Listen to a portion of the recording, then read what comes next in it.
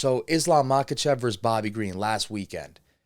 It's a fight that is not surprising. We, for the most part, as fight fans, we knew what was going to happen in that fight. We knew that Bobby Green was going to come in very confident and a very exciting fighter. Bobby Green is definitely, you could say, a striker that Islam's never faced before. Whether it's the best striker Islam's faced or not, very different though. Very unorthodox style. Very hard to plan for, right? So, again, we didn't know exactly what was going to play out in the stand-up, but in the overall aspect of the fight, I think most people pretty much envisioned this outcome.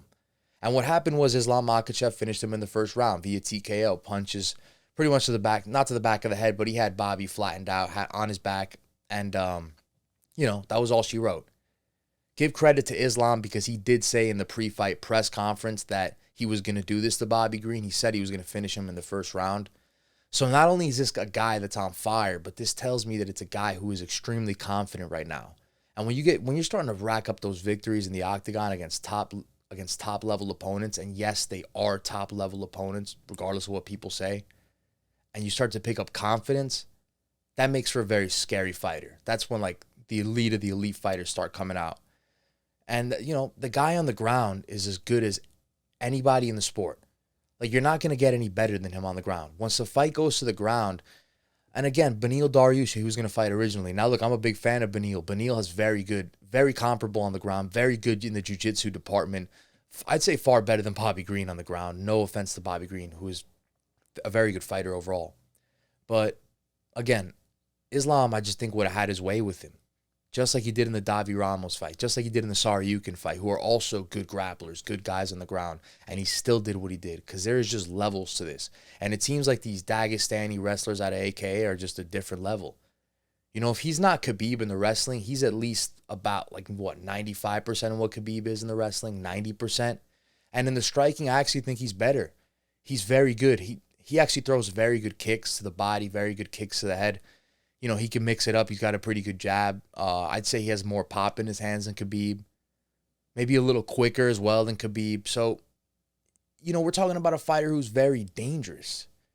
Does he have the mentality of Khabib, that killer mindset? I mean, it looks like he does. Is he as good as Khabib on the ground? I mean, have we seen anything that proves he's not? The one fight he lost, he got caught with a really big shot, knocked out, and that's it. But he never lost on the ground. If he sticks to his game plan, he would have been undefeated. That fight, he got caught. It is what it is. He learned from it, right? But again, Islam Makhachev, we're talking about the real deal. The next guy, I think he'll be the champion at 55. Now, the fight against Oliveira, it's going to be a very good fight, and we're going to have to wait and see what happens with that, right? But, hey, man, I think Islam beats Oliveira. Now, there's going to be a lot of people that still doubt Islam. And I'll tell you what, people like to say, who has Islam fought?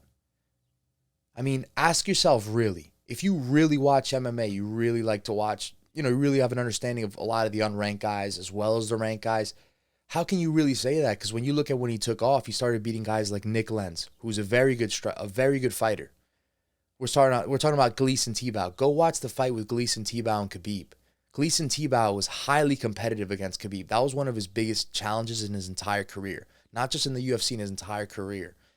The way he was able to negate some of Khabib's wrestling, keep the fight standing. And, Islam Makhachev handled him easily for the most part. We're talking about Arman Saryukin, a guy who we just spoke about, 25-year-old stud who's very good on the ground, very good wrestling, good jiu-jitsu, dangerous guy. And Islam had his way with him for the most part. It was a fairly close fight, but Islam had his way. Arman Saryukin's going to be a problem.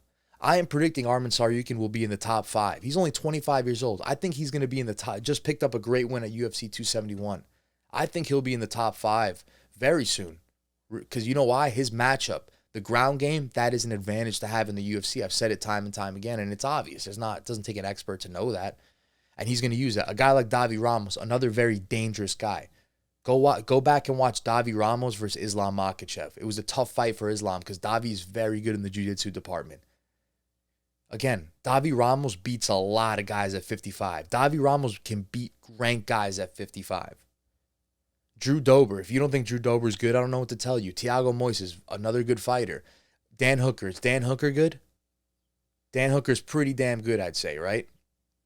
Dan Hooker's the guy that a lot of people had beaten to get to a title shot. Doesn't make him a gatekeeper, just means he's in the mix with the top guys at the division of 55. And, you know, he did go to 45 now, but Dan Hooker's a bad man.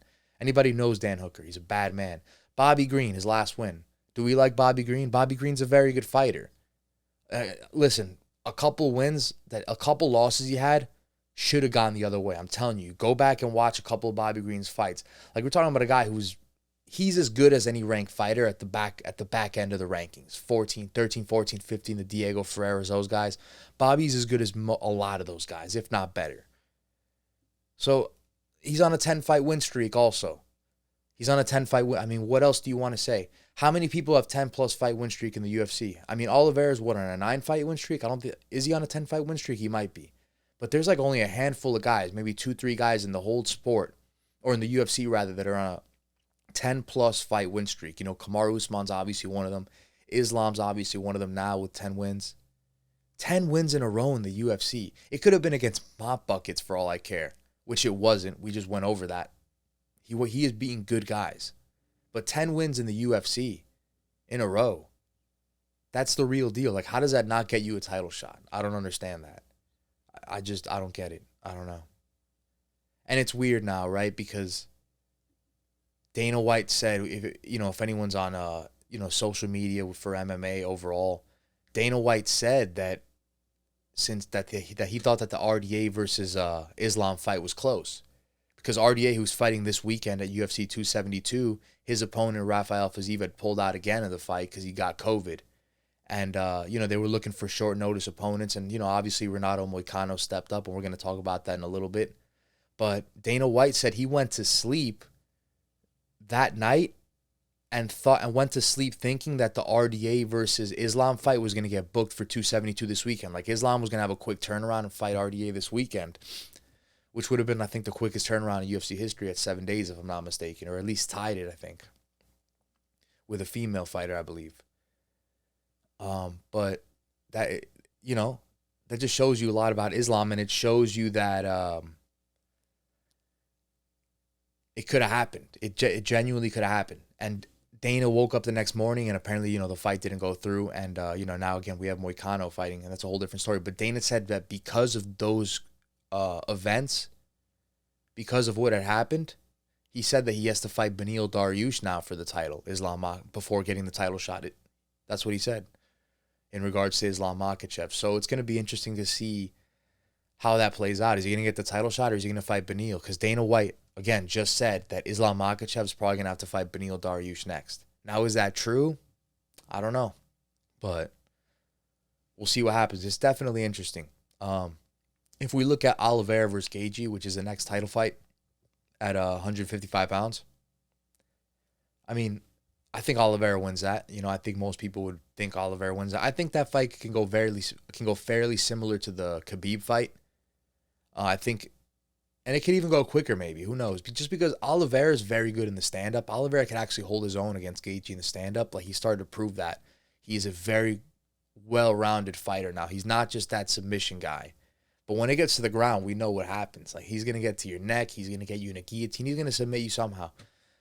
So I do envision Oliveira getting this fight to the ground and submitting Justin Gaethje somehow, Or maybe the threat of the takedown is so great, or the threat of the submission is so great, he could finish him in the stand-up. So, I think eventually, whether Islam has to fight Beneil Dariush or not, all roads are going to lead to an Islam Makhachev versus Charles Oliveira fight eventually. And I think Islam would beat him. But, would it be his toughest challenge? Yes. Am I 100% sure Islam would win that fight? No, absolutely not. It would be a great fight.